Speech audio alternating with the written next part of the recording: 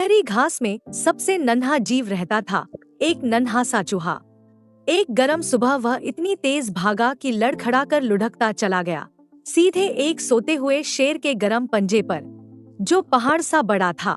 बड़ा शेर बादल की गर्जसी आवाज के साथ जागा और अपना विशाल सिर झुकाकर नन्हे चूहे के बिल्कुल पास ले आया। घास के मैदान में सब जानते थे, शेर जो पकड़ता है उसे खा जाता है।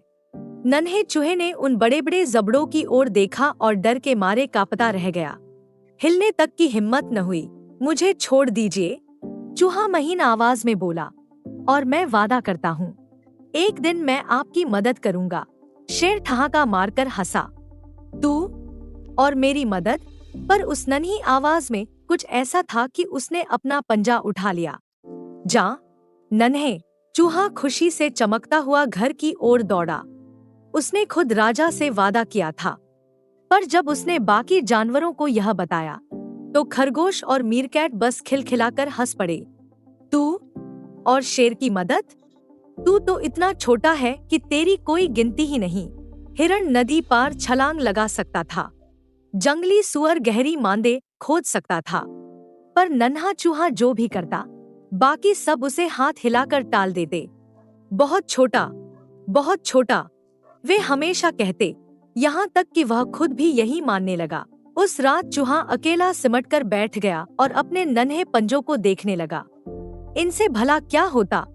न वह तेज भाग सकता था, न गहरा खोद सकता था, न ऊंचा कूद सकता था। शायद, उसने सोचा, बाकी सब ठीक ही कहते हैं, वह सचमुच इतना छोटा है कि उसकी कोई अहमियत नहीं।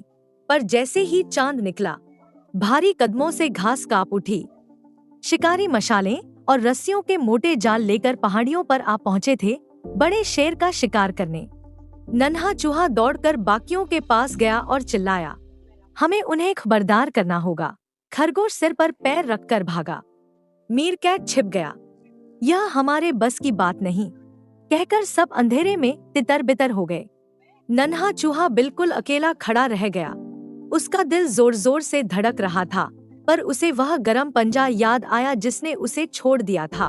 वह अपनी नन्ही टांगों से जितना तेज हो सकता था पहाड़ियों की ओर दौड़ा, और वहां मशालों की रोशनी में उसने देखा वही बलवान शेर, खुद राजा, जाल में उलझा तड़प रहा था। शिकारियों के भारी जाल में बुरी तरह फंसा हुआ वह ताकतवर शेर, जो जिंदगी में कभी किसी से नहीं डरा था, दहाड़ा और पूरी ताकत से खींचा और छूट न सका। सबसे बलवान अब सबसे बेबस था, और चूहा जानता था शिकारी पहली किरण के साथ लौट आएंगे। चूहा दबे पांव पास पहुंचा। रस्सियां पेड़ की जड़ों जितनी मोटी थी, उसके नन्हे गुलाबी पंजों से खींचने के लिए कहीं ज्यादा भारी, पर उसके पास मजबूत पंजों से भी अच्छी कोई चीज थी, नन्हे तेज दांत। और वह रस्सी कुतरने लगा। एक एक रस्सी वह कुतरता गया, जबड़े दुखने लगे, और बीच बीच में आसमान की ओर देखता जो धीरे धीरे भूरा पड़ रहा था। एक धागा टूटा, फिर दूसरा। जाल बस थोड़ा सा ढीला हुआ।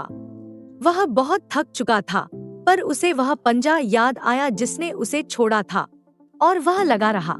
कदमों की आहट। शिकारी वापस पहाड़ी चढ़ रहे थे। नन्हा चूहा और तेज कुतरने लगा।